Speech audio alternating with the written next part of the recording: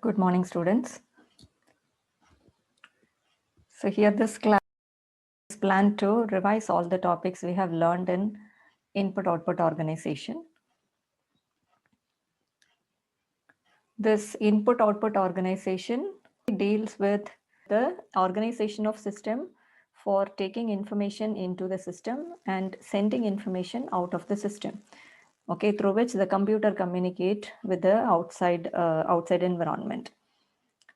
The IO subsystem includes all the components that provides a mode of communication, okay, between the central system and the outside environment. Okay, so that is IO subsystem, a part of the system that includes the components that provides the mode of communication between the central system and the outside environment. So it handles all the input-output operations of the system. The first component of the IO subsystem is peripheral devices. Peripheral devices are the input-output devices, right, through which the user enters data into the computer or the user receives data from the computer. Okay, the devices generally used for the communication between the computer and user is peripheral devices. There are input peripherals, output peripherals, and input-output peripherals. Input peripherals are the peripherals or the devices that allows the user to enter input, okay, to the computer. And output peripherals are the devices that allows the user to receive data from the computer. And input-output peripherals are the devices that are that allows the user to enter data into the computer as well as receive data. So devices such as touch screen displays a output from the computer, and every touch is an input, right? Every touch made by the user is an input taken to the computer. So such devices are called input-output devices that act as both input and output devices. And the other component, we are learning about IO subsystem, input-output peripherals, and the second component of the IO subsystem are interface. Okay, interface is the boundary between the central system and the IO devices that connects the computer and the user. Okay, so we need a boundary between these two devices. Okay, why we need this interface? The central processing unit is a faster device, but IO devices are very slow when we compare to CPU. Okay, so we need the interface that connects these devices, faster and a slower device. And even the different the data coding format used in IO device is different from the coding format used in the inside the computer, okay, by the processor. Okay, so to match the formats, we need the interface. And even the peripherals, if we consider different, there are different type of peripherals, right? They operate differently. Every peripheral operate differently. The operating modes are different. That is different from CPU, how CPU operates. Okay, that depends on the device. If we take keyboard, it operates in one way. The operating mode of a keyboard is different from that of a printer. The operating mode of a printer is different from that of a magnetic tape or magnetic disk. Okay, so they need to be, when these two differently operating devices are connected, they need interface. Okay, here is the connection of IO bus to the input-output devices through interface. Okay, so here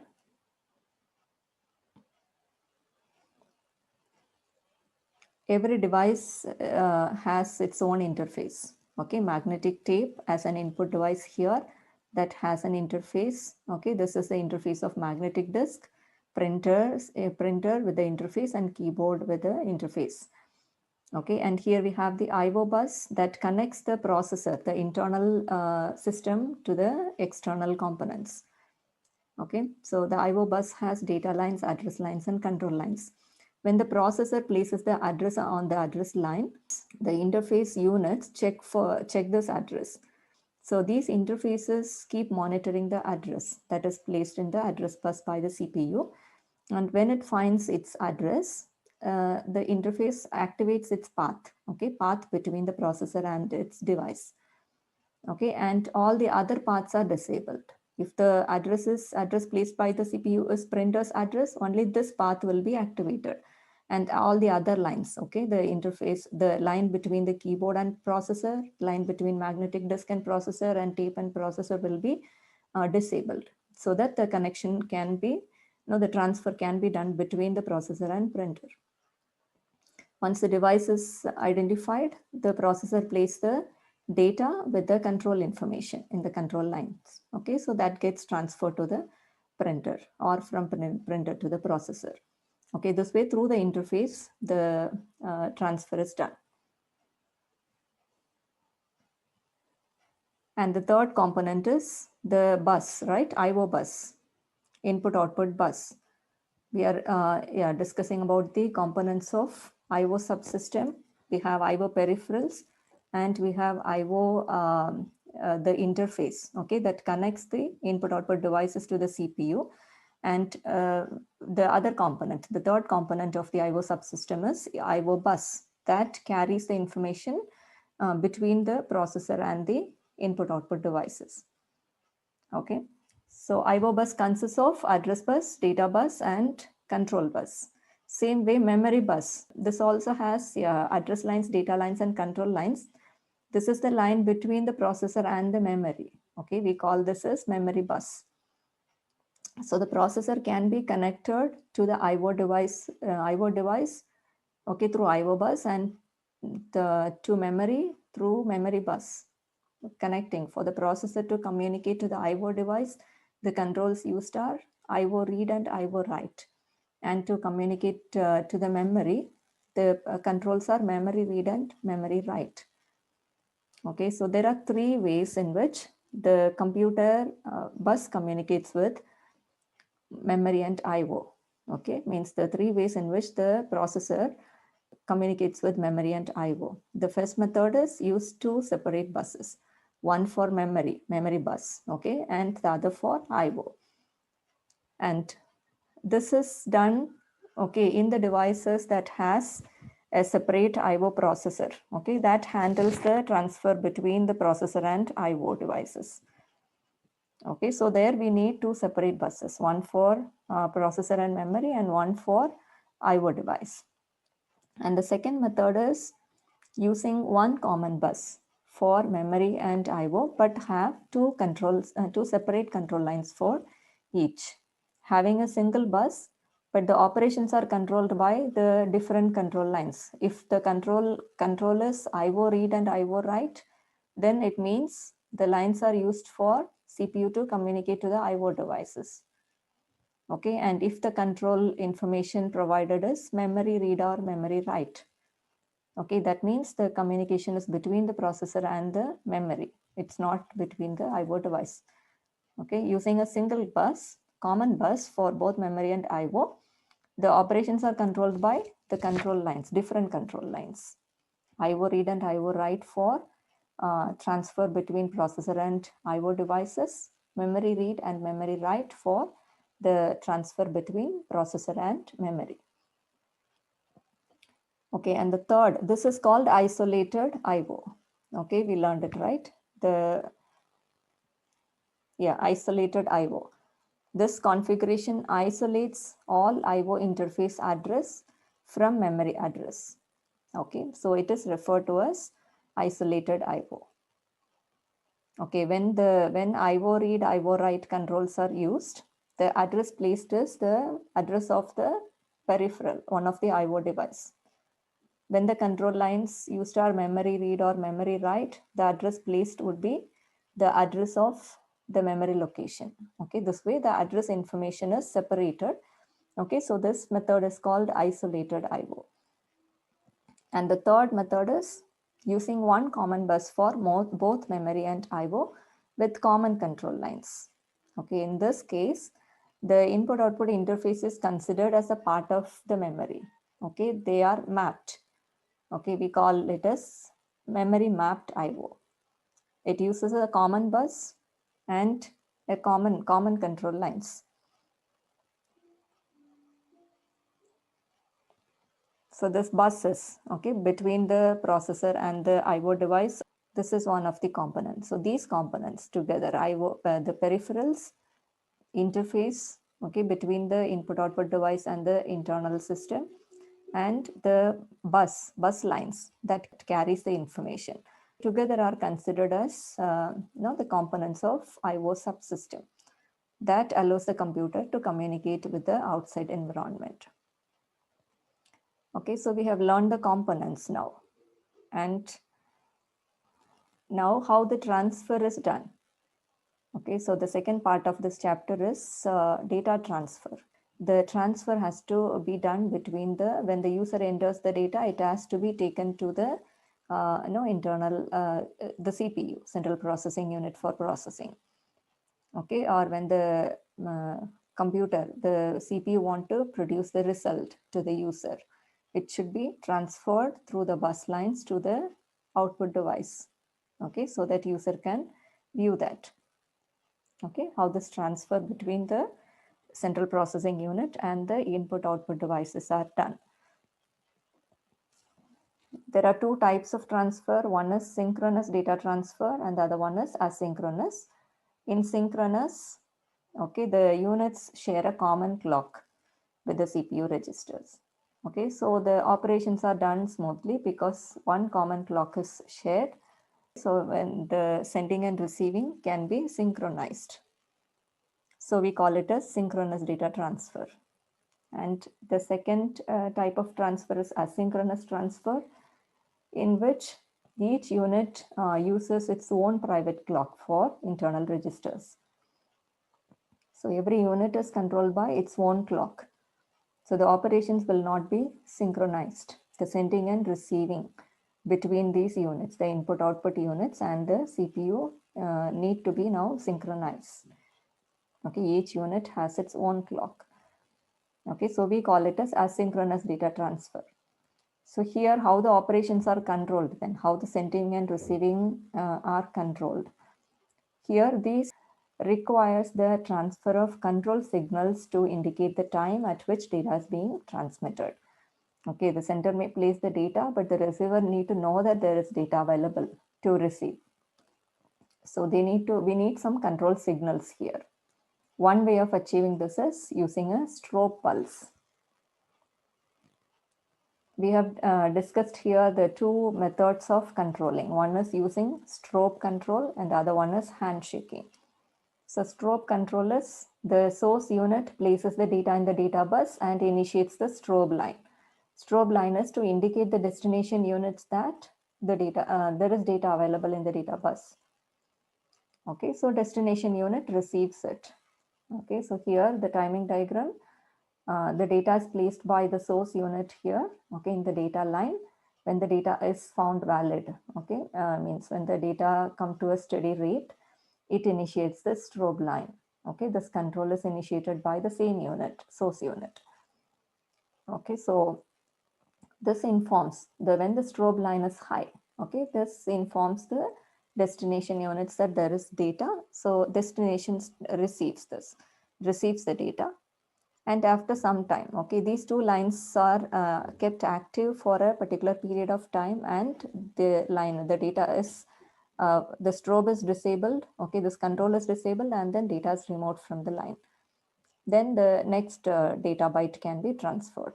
Okay, after this, the source unit transfer the second byte of data, and then it initiates this, put this strobe line at high state to indicate to the destination that data is available.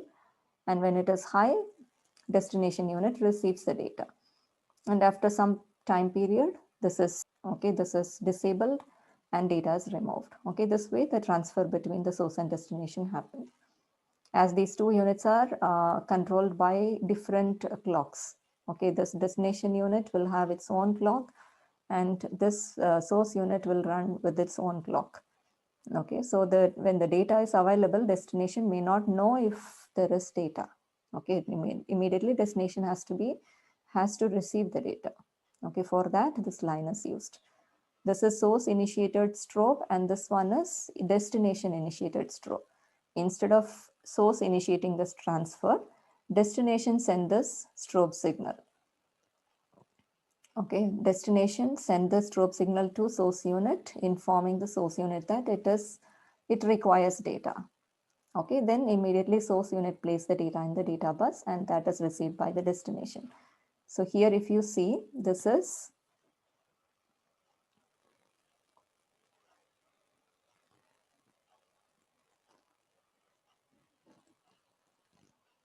these two are initiated by the source units. And this is initiated by destination here. And this one is initiated by source. Okay, so when the destination is ready to receive data, okay, when it requires data, it informs the source unit. So destination initiates the strobe line. When this is active, the source unit places data in the data bus. When this destination receives data, okay, when it is received, it disable this line. Okay, deactivate this strobe line. Means it is received. So the data source unit remove the data from the line. Okay, this way of controlling the devices, the transfer between the two devices is called strobe control in asynchronous transfer. And the second method is handshaking. Okay, there we have seen that there is one control line. Here there is two-way control. There are two control lines used. One line is in the direction of from source to destination, and the other line is from destination to source.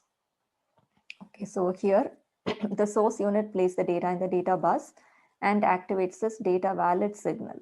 Okay, data valid is, you're able to see this.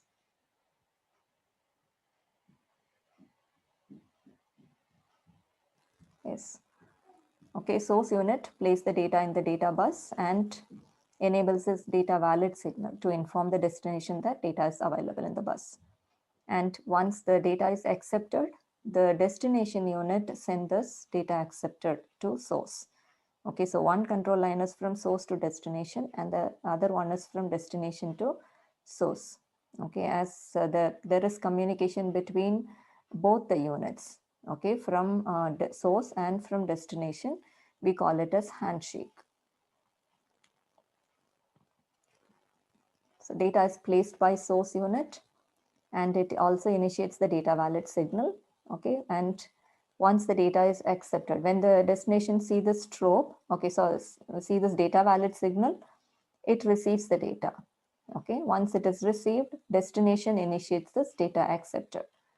Okay, so when this is active, data accepted is active, the source unit will disable this data valid signal. Okay, deactivate this data valid signal and remove the data. Okay, once that is done, the data accepted is means when the destination is now free to receive more data, the next byte of data from the source, it deactivates this data accepted.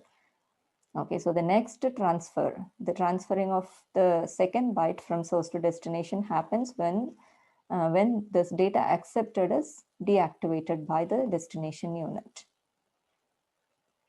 Okay, so this is the source initiated handshake. Okay, why it is source initiated? Source only places the data initially and activates this data valid. Once it is accepted, destination send the data accepted control. But here destination initiated handshake here, when the destination unit wants to receive data, when it requires data, it sends this ready for data signal to source. Okay, so when this is active, source places the data in the bus. Okay, source unit places the data in the bus and it activates this data valid signal. Okay, so here you can understand this. So initially, ready for data is initiated by the destination. This is the first operation. Once this is active, what the source unit does, it places the second operation is this. Okay, source unit places the data in the bus and it activates data valid. Okay, means there is data available and destination receives it Okay, destination receives the data. Once it is received, it deactivates this ready for data. Okay, that means the data is received and then source deactivates this data line and the data valid line.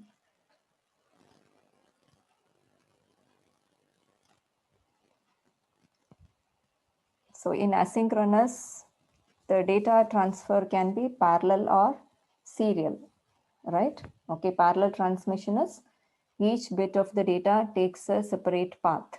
Okay, data is transmitted in parallel lines. So as data transmitted in parallel lines, all the bits are transmitted together, okay, all at a time, transmitted at the same time. But in serial data transmission, there is one line, one serial line, okay. So data need to be transmitted one after the other in the same line. So it cannot be sent at the same time, one after the other. One bit at a time is received by the receiver. So the serial transmission is slower when compared to the parallel transmission. Parallel transmission is done faster as all the bits can be transmitted in different lines, okay, at a time. This transmission is faster, parallel transmission, whereas serial transmission is done slower. Okay, so serial transmission is generally used for long distance transmission. So how this asynchronous serial transfer is done? Serial transmission between two devices that are not connected with the same clock, okay, can be done by adding these special bits.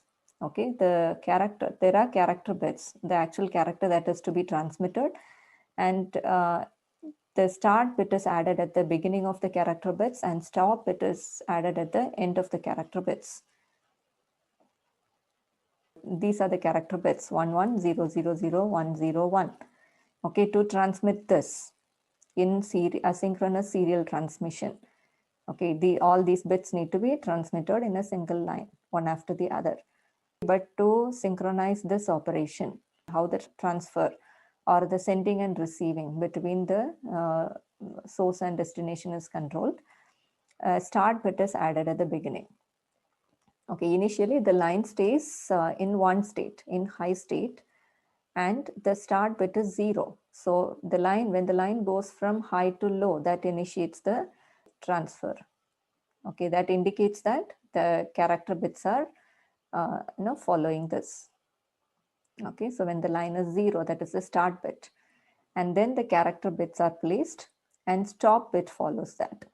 After the character bit, after the last character, okay, the line is kept in high state for 1 bit time or 2 bit times. Okay, stop bits are 1. It can be a single stop bit or 2 stop bits. That depends on the system. So when the line after the character, the number of characters are already known to the receiver. The number of characters that is being transmitted, okay, that the receiver will receive, okay, is known. So after this number of characters, if the line stays high, means the characters are over. That is the time for synchronizing the units. The units get synchronized or get ready for the next transmission. So after it stays in high for 1 or 2 bit time, and then the transmission of the next character starts. Okay, so from that high, it goes low, means the start bit. That indicates the start of this character, then the character bits and stop bits. Okay, this way, using these bits, start and stop bits, the transmission is controlled. And we have also discussed this, right? The interface unit. Okay, this interface unit consists of these registers and how this transmission is done.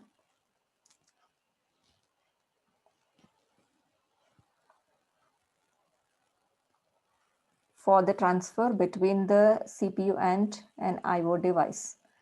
Okay, we have a transmitter register to transmit information, okay, transfer the information from CPU to the other device.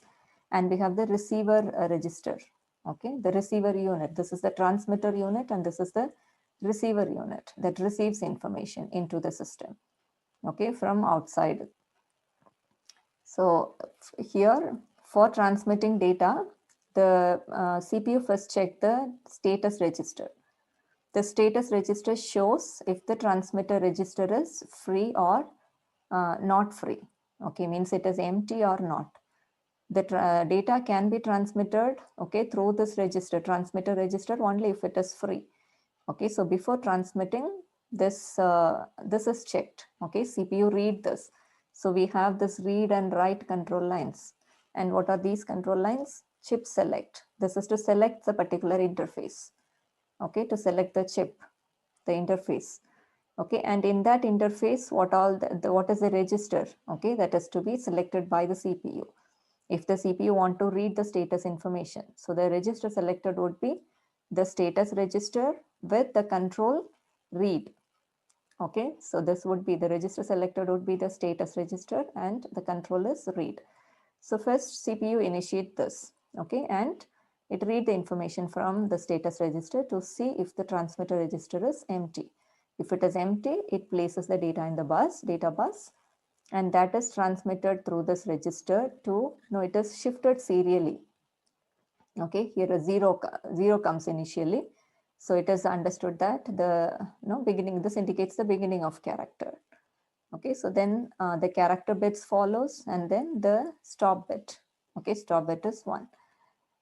Okay, and then it is transmitted to the other side. Same way receiver. Okay, so after this, after transmission is done, this will be status register. Okay, will set the flag.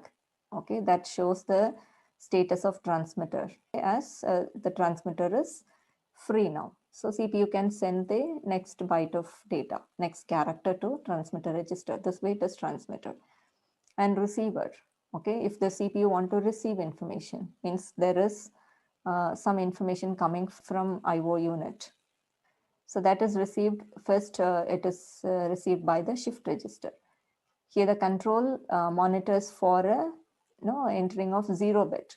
If there is a 0 bit, okay, coming in, means that indicates the beginning of the character, and it receives the character and the stop bit. Then that is shifted to the receiver register. Okay, the shift register removes the start and stop bit and transmitter receiver register. For the CPU to receive the information from receiver register, it checks the status register.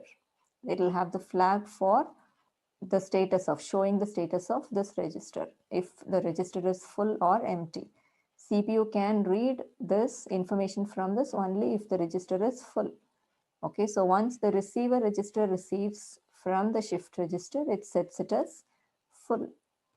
Okay, so if this is full, if the receiver register is full, CPU transfer, okay, receives the data. Okay, once it is received, means it is free. It is set to 0. Okay, flag is set to 0. Otherwise, it is 1 to indicate that it is full. Okay, when it is received, when the data that is in the register is received by the CPU, it is set to 0, means it is empty. Now the next byte of data, okay, can be transmitted from shift register to receiver register. Okay, and here,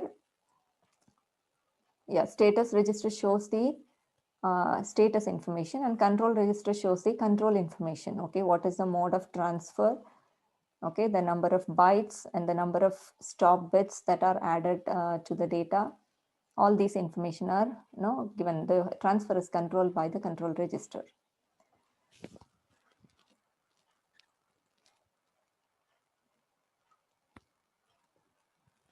Yeah, the 3 different types of errors, okay, that the status register can show are parity error. Okay, if the number of ones received are not the correct parity.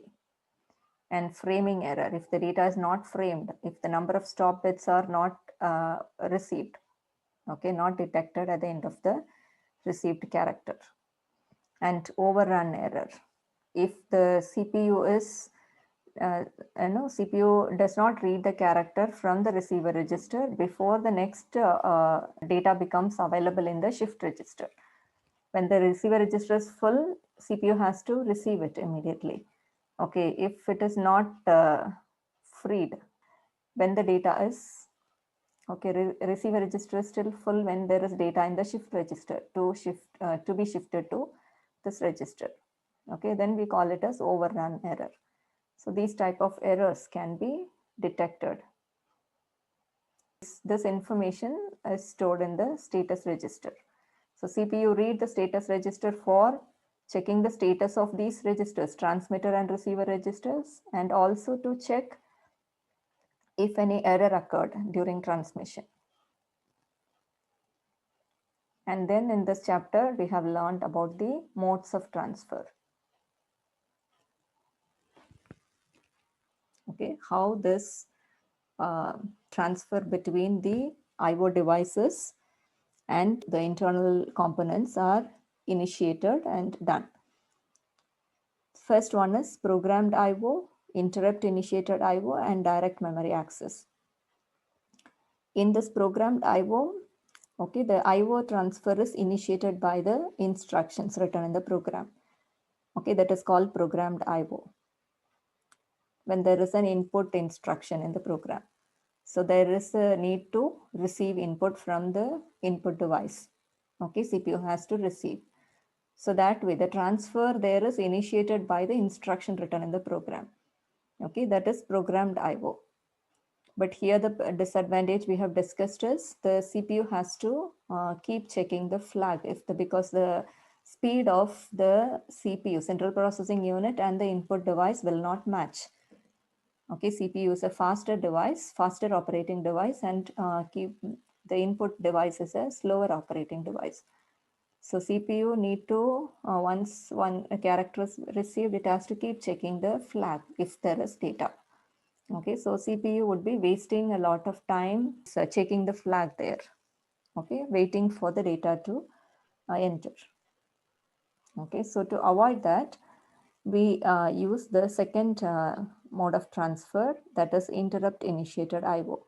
Instead of making the CPU wait for receiving data, when there is data available, the input device can interrupt the CPU. Okay, input device can inform the CPU that there is data available. So CPU can stop its operation and receive that. These type of initiating the transfer, IO transfer, is called interrupt initiated IO. Okay, so in this, during these two types of transfer, programmed IO and interrupt initiated IO, CPU is the main unit that controls the entire operation. Okay, it may be the IO transfer may be between the IO device and memory, means the data that the IO device is sending may need to be stored in memory, but CPU, it has to be done through CPU. Okay, when the direct access between the IO device and memory takes place, we call it as direct memory access. Okay, in this this direct memory access is controlled by DMA controller. Okay, so this operation is controlled by DMA controller.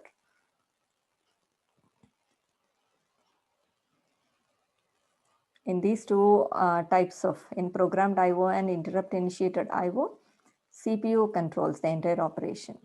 Okay, even the transfer between IO device and memory is taken completely through the CPU.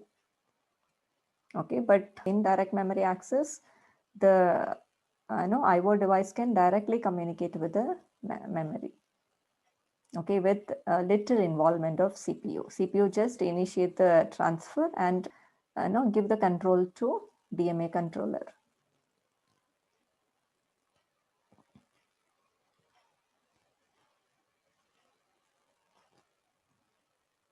Here is an example of programmed IO. This programmed IO is initiated as a result of execution of an instruction. So here, during this transfer, IO device places the data. If it is for the CPU wants to receive the information from the input device. Okay, let's say here it is input. Okay, so the input device places the data in the IO bus, means the data bus, and send this data valid signal to inform the CPU that the data is available. Here it is the interface, okay, that connects these two devices. So it places the data in the data bus and send the data valid signal. So this interface can receive the data. Okay, interface receives the data, stores it in its data register. Okay, and it also interface send the data accepted signal. Once the interface receives this data, it initiates this, it activates this line, data accepted line. Okay, and it also set this flag. Okay, the flag in the status register is 1, means the data register is full, to indicate the CPU that okay, there is data in the data register. Okay, so CPU can receive the data now. Once this is set to full, CPU receives it through the data bus, enabling the signal, IO read signal. CPU receives the data. Once this is completely transferred to CPU, the interface deactivates this. Okay, data accepted. So once this is deactivated, the IO device can send the next byte of data. Okay, means it is completely received. Now the data register is free. When this is initiated, when this is enabled by the interface unit, there is data in the data register. It cannot receive more data that time. Okay, when it is received by the CPU, when it is transferred to the CPU, the data register is free now. Okay, means it can receive more data. So it disable this line, data accepted line, okay, to indicate to the IO device that it can send the data. So IO device send the next byte of data. This way, this programmed input-output transfer is done. Second type of IO transfer is interrupt initiated. Here, some interrupt signal is sent by the IO device to the CPU, okay, to inform that there is no data to receive, or there is some output operation to be performed. So CPU stops what it is doing to take care of the IO transfer. The branch address, okay, where the CPU has to branch, it has to execute the interrupt service routine. Okay, so it can be a fixed address, then it is called non-vectored interrupt, or it can be stored in different addresses. That address is informed by the interrupt source, the device that initiated the interrupt. So this type of interrupt is vectored interrupt. Priority interrupt. Okay, the device need to be, the highest priority device need to be identified. Okay, so establishing priority can be done by software or hardware. The method that uses software is polling, and the methods that uses hardware are daisy chaining and parallel priority. Polling is the initial service routine is executed. Okay, this determines this service routine. Okay, initial service routine identifies the device that is to be served. Okay, it tests this initial service routine, test all the devices in sequence, and identify the device that has the interrupt request to the CPU. So the CPU served that device. This is polling. And here, this type of running a software for testing the devices takes a lot of time. Okay, so we use hardware. These are hardware controlled interrupts. The priority is established by hardware. This daisy chaining method, in this method, the devices are connected. Okay, the devices that send interrupt request are connected in serial order. Okay, in this order, highest priority device comes first, and next the lower priority. Okay, this way. So when the CPU receives interrupt, okay, it responds with this interrupt acknowledgement signal, and the devices receives it, okay, as priority input, as 1. So the device that has the interrupt request to CPU blocks it. Or if the device does not have the interrupt request, it will pass it to the next device. Okay, so if device 1 has interrupt request, it will block it and places a 0 in the output line. Okay, so the 0 will be passed to the next devices, because here priority input is 0. It also generates 0, means the interrupt, acknowledgement sent by the CPU is already blocked. Okay, if device 1 does not have an interrupt request, it will not block it, means it places 1. It sends 1 as an output, priority output, that is received as priority input here. And now if device 2 has interrupt request, it will block it and places a 0. If this also does not have, it places a 1 in the output line. Okay, this way the device that has the request is identified and served. This method of identifying the highest priority devices, daisy chaining. And parallel priority interrupt, in this the interrupt register. Okay, the bits of this interrupt register are set by the interrupt signal from the devices. Here at the top, we have disk. At the first place, we have disk. It is a highest priority device. And then the next higher priority device, printer, reader, and keyboard this way. Okay, so when a device has an interrupt request, this will be 1. Okay, so the priority encoder, it generates a priority function. Okay, so when a device has interrupt, this input will be 1 and all the other bits will be 0. Or if the other, if suppose reader also has an interrupt, this will be 1. But what is the logic used by this priority encoder is, if the first highest priority device has an interrupt request, all these are not considered. Okay, all these inputs are not considered. Okay, because the highest priority device has already a request, interrupt request. So it generates this X and Y as 0 and 0. Yeah, indicates that the device to be served is device 0. Okay, means the highest priority device. And if this does not have interrupt, this will be 0. Okay, and the second device, 1. Okay, device 1, printer has an interrupt request. This input will be 1. Okay, and the priority encoder will not consider the input from the lower devices, lower priority devices, because it need not be considered. CPU can only serve this now.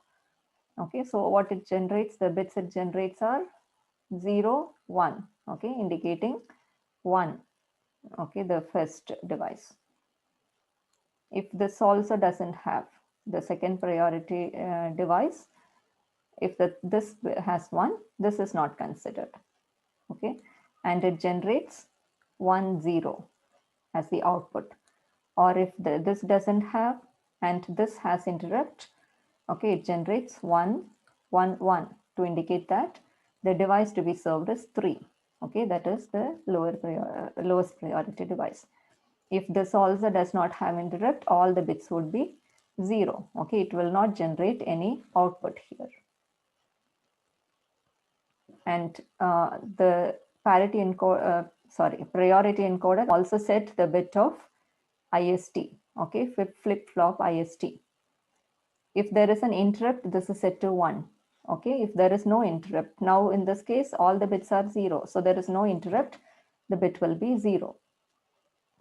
And the interrupt request to CPU is generated only if there is an interrupt request. If IST is 1 and IEN, interrupt is enabled. Okay. So if interrupt is enabled, means it is allowed and IST is 1. Then interrupt request is generated to CPU.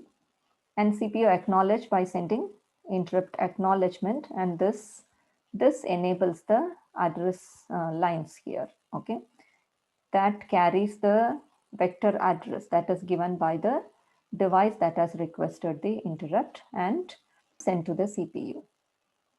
And we also have this mask register, that is to clear the bits of the lower priority devices when CPU is busy serving an interrupt. Okay, if CPU is serving the interrupt initiated, let's consider that this is 1. So the output of the priority encoder is 0, 1, means the device 1, printer, is being served by CPU. When printer is serving this device, the interrupt from reader and keyboard cannot be accepted. Okay, so these two bits are set to 0.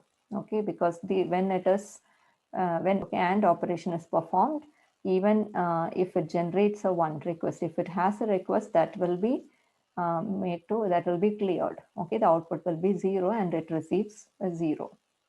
Okay, for this we have this mask register. And for executing this interrupt service routine, CPU go through this interrupt cycle. And in interrupt service routine, we have the initial and final set of operations. And the third mode of transfer is direct memory access. Okay, having a very little involvement of CPU. The transfer between the IO device and memory is controlled by the DMA controller.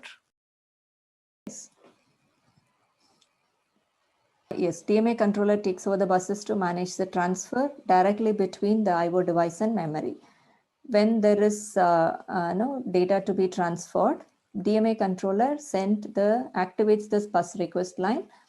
And when CPU receives this, okay, when this line is active and it is 1, the CPU disables all these. Okay, it places all these lines in high impedance state.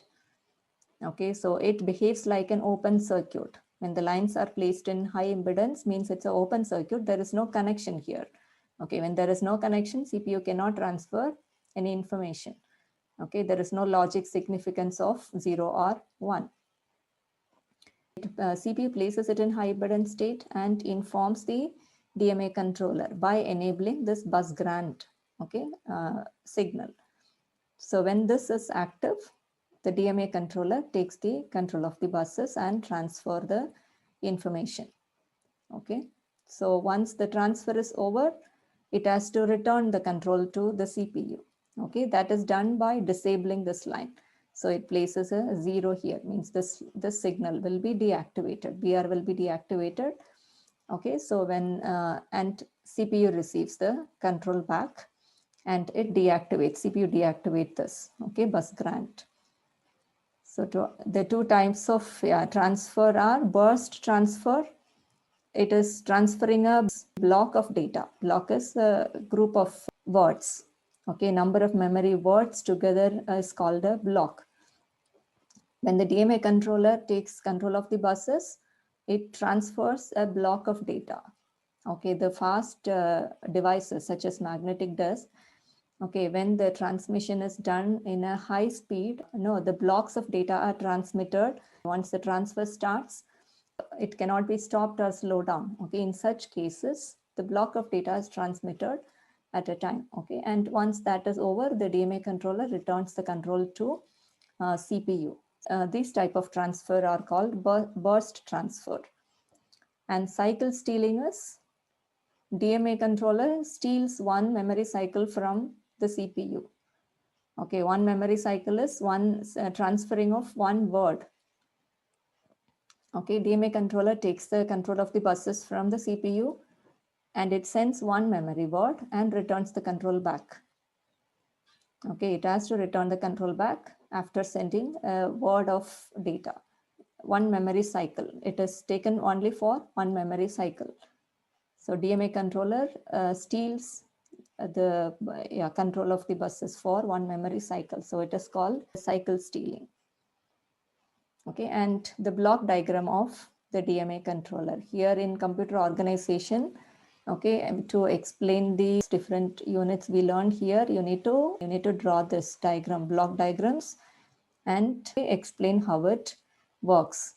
So that is very important. You need to remember. Okay, it is the DMA controller, and here DMA controller takes the control of the buses from CPU. Okay, to explain that, we have this diagram, the introduction. Okay, how DMA controller takes control of this transfer.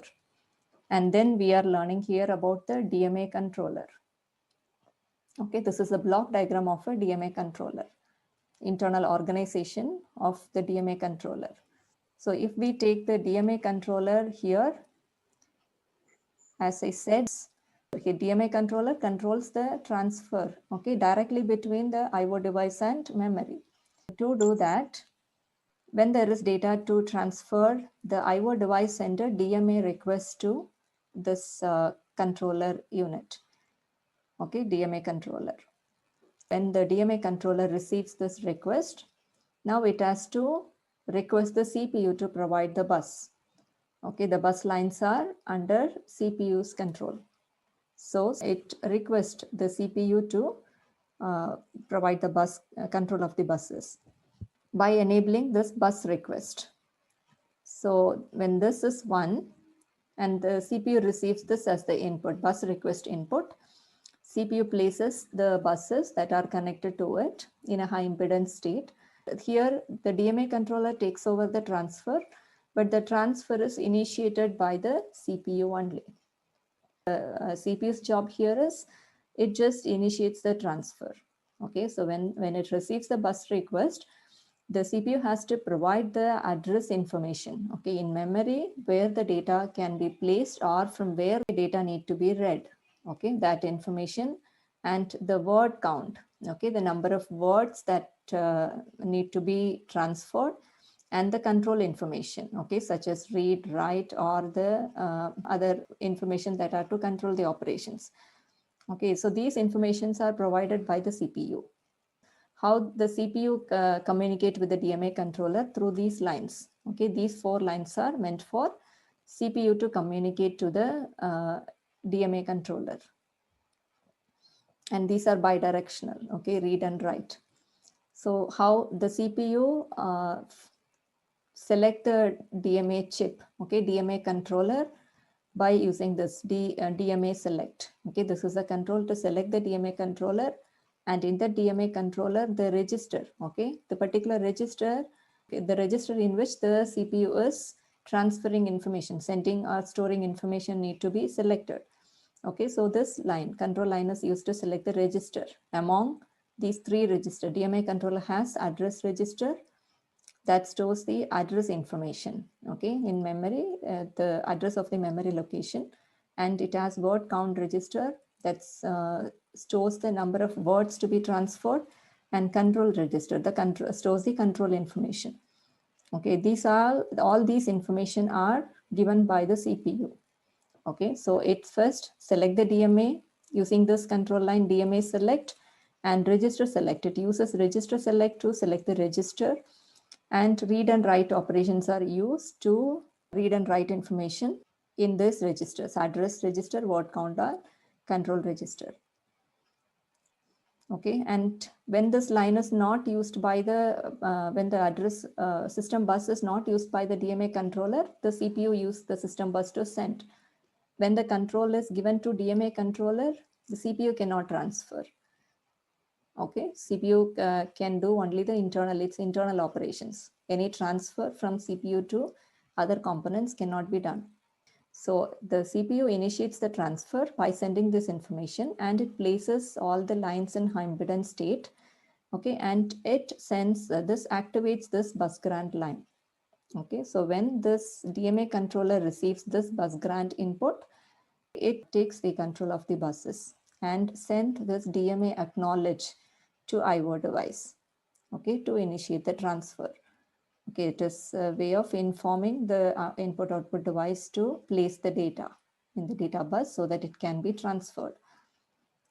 Okay, and it has to, the DMA controller sent all this, control all this information now. The address is placed in the address bus, and word count. After every word is being transmitted, it is decremented until it becomes 0.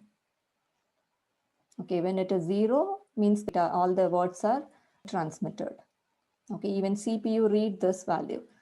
Okay, when CPU communicates with the DMA controller, it reads the value of this word count register to see how many words are transmitted. Okay, if all the words are transmitted, what is the status of what is the number in word count register? And to read and here control register will have the control information. So DMA controller manages the transfer, okay, using all this information, okay, that is provided by the CPU. Data is placed by the IO device in the data bus, and that is transferred to memory directly. And this interrupt signal is to interrupt the CPU once the data transfer is over. Okay, when the DMA controller has the control of the buses. So once the transfer between the IO device and memory is over, it has to return back control of the buses to CPU. So for that, it deactivates this line, okay, BR line, placing 0 here. And it also, the DMA controller also sends this interrupt signal, okay, to interrupt the CPU from the process it is doing. CPU may be busy doing some internal operations. Okay, so to alert the CPU that the transfer is done. Okay, the CPU can now take over the buses. Okay, to alert the CPU about that, it sends this interrupt signal. So that interrupts the CPU, and when the CPU observes this BR is deactivated, it deactivates this grant line. It sets this to this as 0. Okay, means when these all 0 means the control of the buses are with CPU. Okay, CPU is performing the transfer. That's about DMA controller and how the transfer takes place. Okay, this diagram shows the transfer of information between all these units. We have the IO device here, okay, IO peripheral device, and the direct memory access controller. Okay, DMA controller, the CPU here, and the memory, okay, main memory here. When the IO device requires transfer, it sends a DMA request to the DMA controller. And what is the first operation DMA controller does? It initiates the bus request, because immediately for conducting this transfer, DMA controller need the control of the buses. So that is done by sending this bus request. Okay, DMA controller sends this bus request. The CPU receives it as input.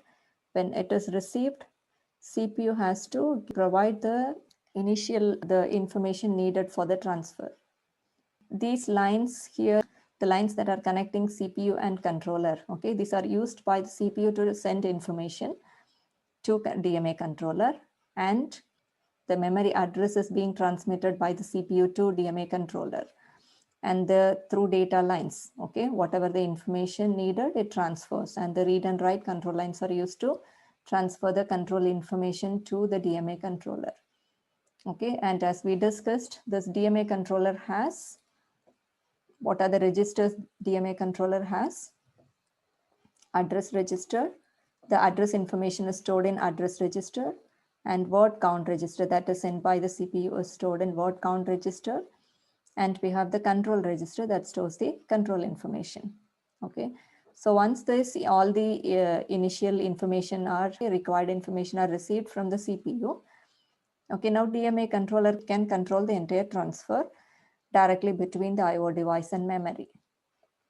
So once the CPU send all this information and disconnect these lines, the control need to be handed over to DMA controller.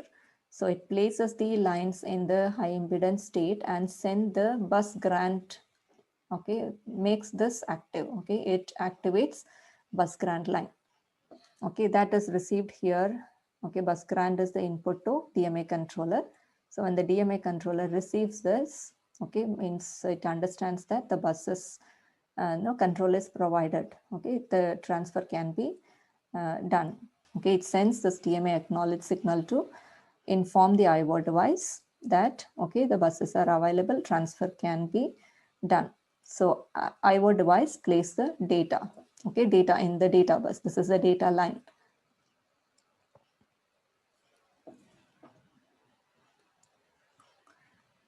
This is the data line and this is the address.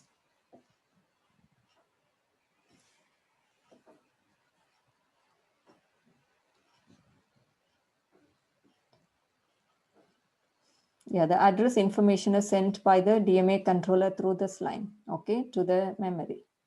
And data, okay, is placed by the IO device that is transferred to the memory. And the read and write control that is enabled by this. Okay, if it is read operation, this is enabled, and if it is write, okay, this control is enabled. Okay, that way the transfer between the memory and input-output device is done directly. And once this transfer, this way it controls, DMA controller controls the entire operation of transfer. And once this transfer is done, the DMA controller deactivates this line, okay, BR. It has activated it for requesting, for taking control of the buses, okay, but now the transfer is over. It has to hand over the control to CPU. So it deactivates this, and it also sends the interrupt signal, okay.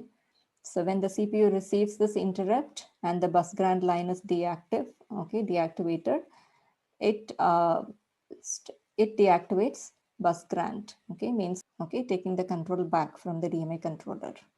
Okay, so this is deactivated now, and CPU takes the control and performs its operations.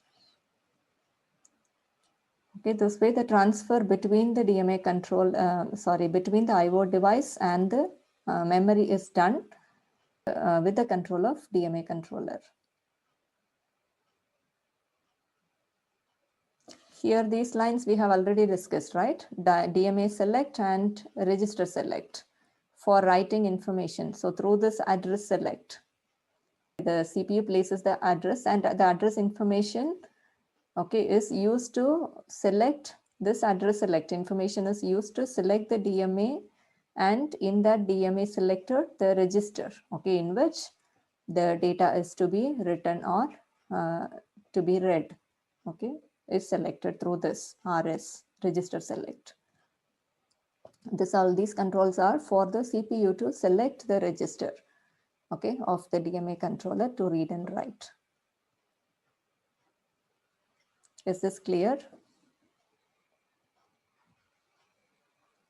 If you have any doubts in this chapter, input-output organization, okay, we have revised it completely.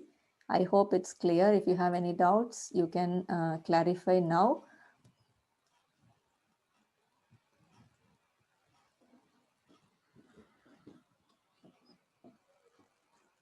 In this input-output organization, we have discussed about the IO subsystem, the components of the IO subsystem that are used to manage the communication between the internal components of the system, between the processor and the input-output devices, such as the IO peripherals and the interface, okay, that connects the IO devices to the processor, and the IO bus that carries the information between these IO device and the processor, okay, internal system. So these are the components that together forms the IO subsystem. And then we discussed the second part of this IO organization is the transfer, okay, how the transfer is done. Correct? We discussed about asynchronous and synchronous transfer, and mainly asynchronous transfer, okay, how the transfer can be controlled by strobe signal or by handshaking. Okay, these are the two methods used to control the asynchronous transfer between these units. Okay, the units that operate differently. And we also discussed the asynchronous serial transfer. When the bits are transmitted serially, how it is controlled, okay, with the block diagram of asynchronous communication interface. Correct? And then in the last part of this chapter, we have discussed the modes of transfer. The three modes of transfer are programmed IO, interrupt initiated IO, and direct memory access. The IO transfer that is initiated by the execution of the instruction in the program, and the IO transfer that is initiated by the interrupts, okay, and the IO transfer directly between the IO device and the memory, okay, with less involvement of CPU, okay, and with the help of direct memory access controller.